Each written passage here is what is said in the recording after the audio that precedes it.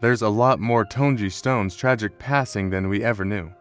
In fact, Jaguar Wright just revealed some shocking details that will leave you questioning everything. Was Angie's death truly an accident, or did something much darker unfold behind the scenes? Stick around, because the truth is more chilling than you might think. From her meteoric rise in the music industry to the dark secrets of betrayal and exploitation that followed her, this story has twists that no one could have expected. Angie Stone was born on December 18, 1961, in Columbia, South Carolina. Her early years were steeped in gospel music, with her father being a prominent member of a gospel quartet. This was Angie's introduction to music, and it didn't take long for her to realize that she had a voice unlike any other. Singing in the church choir, she not only learned to hone her vocal skills, but also developed a deep connection to music on a spiritual level. This foundation would stay with her for the rest of her career. As a teenager, Angie's talents caught the attention of the music world, leading her to join the legendary all-female hip-hop group, The Sequence. In the early 80s, they were signed by Sugar Hill Records and released the iconic track Funk You Up, which became a major influence on future generations of hip-hop artists. Dr. Dre famously sampled Funk You Up, which later contributed to the success of Mark Ronson and Bruno Mars' Uptown Funk. Yet, despite her major contributions to hip-hop, Angie's work was never fully acknowledged. The group didn't see any royalties for their hits, and their legacy was quickly forgotten. This set the stage for Angie's bitter relationship with the music industry, one that would only deepen as her career went on. After The Sequence, Angie Stone moved on to even greater things. She joined the electro-funk group Mantronix, which pushed her into the spotlight. That one of the biggest companies that I was with, Universal Music. It's the second part of the ugly truth. We began to research things to check on my royalties and my statements and things that of that nature, only to find out a lot of my publishing, a lot of my royalties, my mechanicals, they have all pretty much been stolen.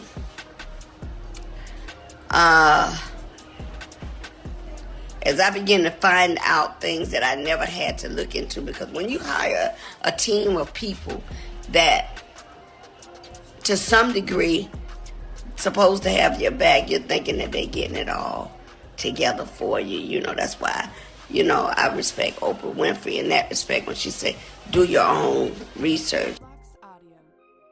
Celebrity, that I let a lot of important things slip through the cracks only because I didn't know any better. I worked very hard to take care of my kids as a single mother, and I'm being transparent.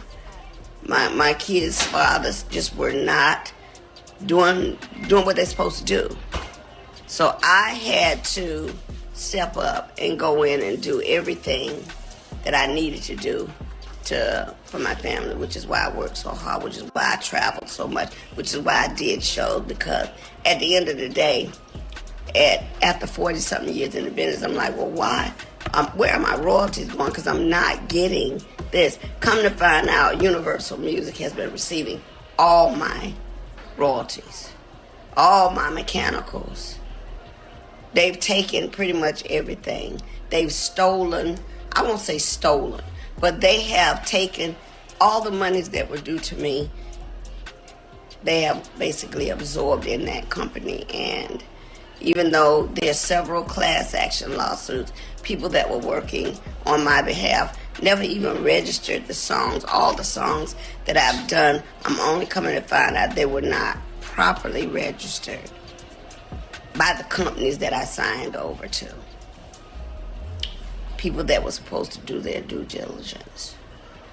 So I am truly a walking testimony that God has carried me all this time. Because if you only knew how much money they have taken from me, how much they have stolen for me. Monies that I'm supposed to be, I should have been able to retire 20 years ago with the money I've made, supposedly.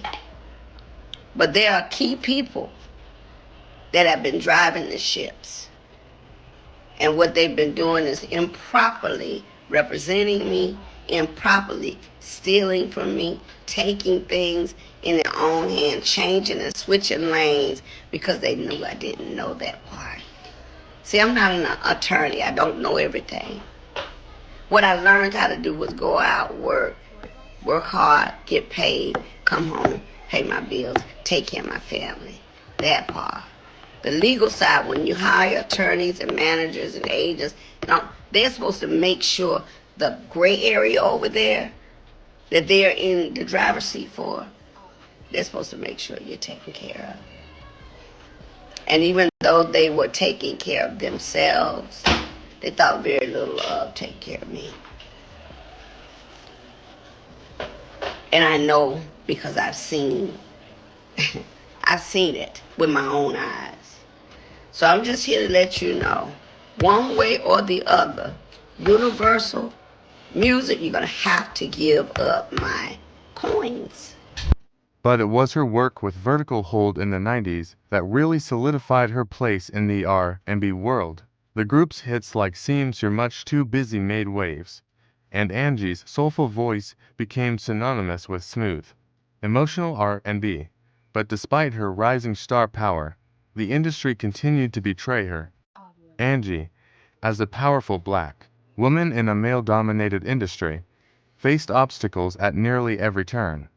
She collaborated with the likes of Prince, Lenny Kravitz, and D'Angelo, but behind the scenes, her music was often stolen or appropriated. Angie was vocal about her frustrations, and it wasn't just the music industry that let her down, it was the people who were supposed to protect her.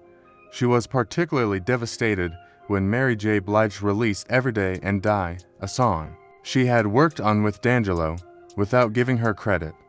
Angie's contributions were stripped away, as Blige rebranded the track as Paradise. She wasn't the only one to take advantage of Angie, though.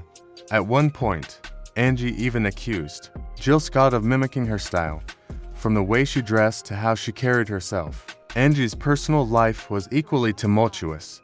Her relationship with D'Angelo, while deeply personal and professionally significant, was fraught with tension. What do they want? What do you mean? They want their payment. They want their pound of flesh. They want you to keep feeding the system. Doesn't matter how hard she worked for it. That's not her money. That's their money. That's what they do. They've been robbing me for years. Yep. They stole more money from me than they stole from Angie. I can't stop thinking about Nick Carter. And Aaron Carter. I can't stop thinking. Brother in the Illuminati, brother not in the Illuminati. Brother in the Illuminati commits all kinds of heinous crimes against women, and he's okay, but his brother's gone. And all he wanted was his money so he could push on. Like, how many of these things have to happen in front of the public? Of course they're going to attack, I'll be sure. Of course they're going to attack me. Of course they're going to attack anybody who's interested in the truth.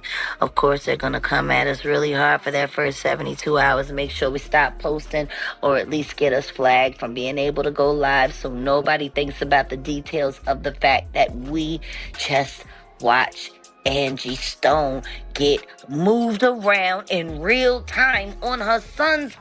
D'Angelo's ego and failure to acknowledge Angie's contributions led to a toxic, unbalanced relationship. Despite Angie's pivotal role in shaping his sound, D'Angelo was unwilling to publicly admit the extent of her influence.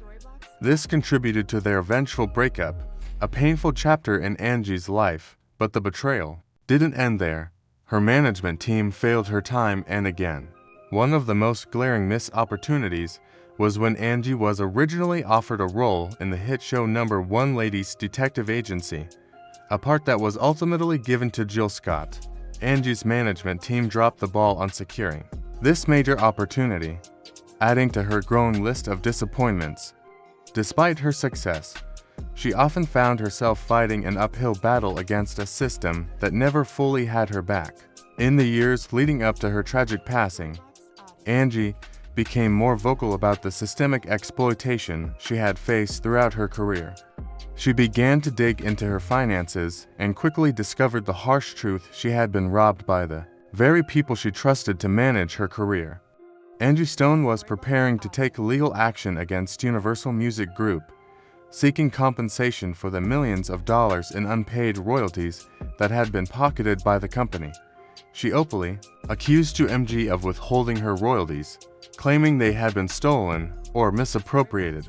This wasn't just about money, it was about respect, recognition, and reclaiming her rightful place in the music industry.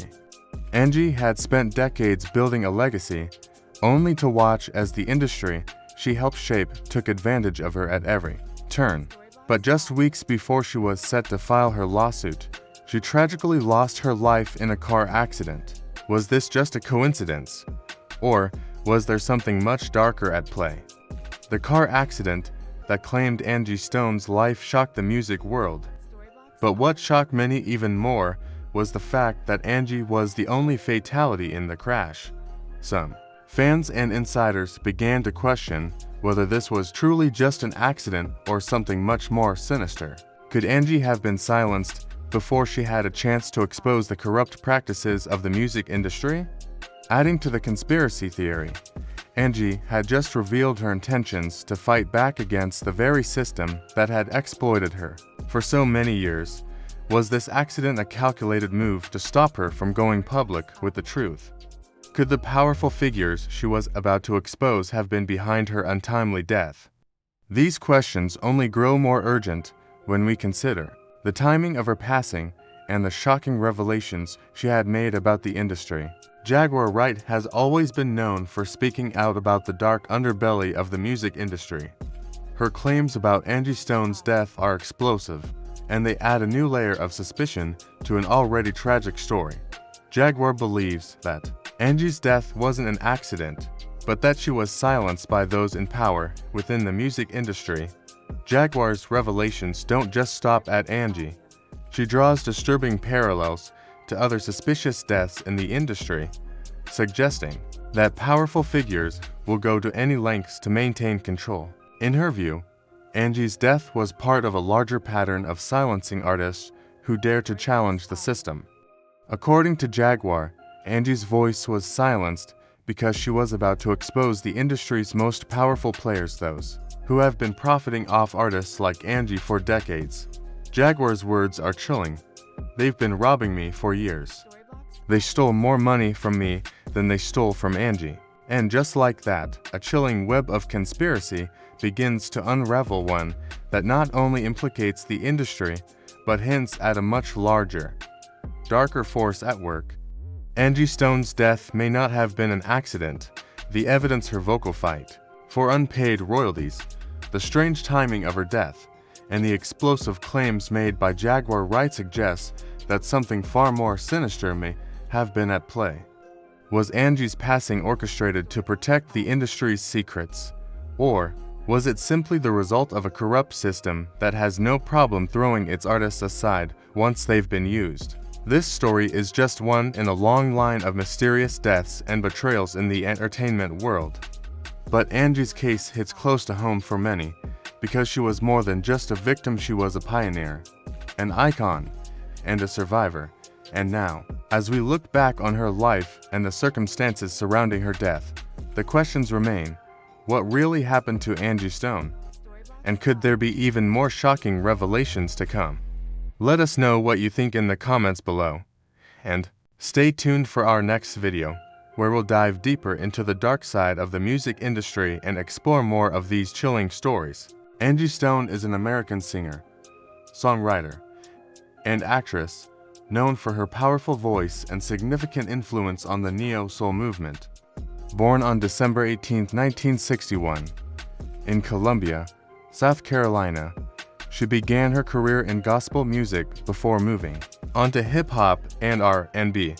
Stone rose to fame in the late 1990s with hits like I Wish I Didn't Miss You and No More Rain in This Cloud. Throughout her career, she worked with prominent artists such as D'Angelo, Prince, and Lenny Kravitz.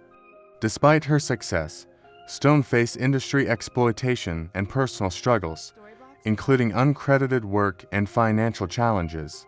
Thanks for watching. If you enjoyed this video, make sure to hit that like button and subscribe to the channel for more awesome content.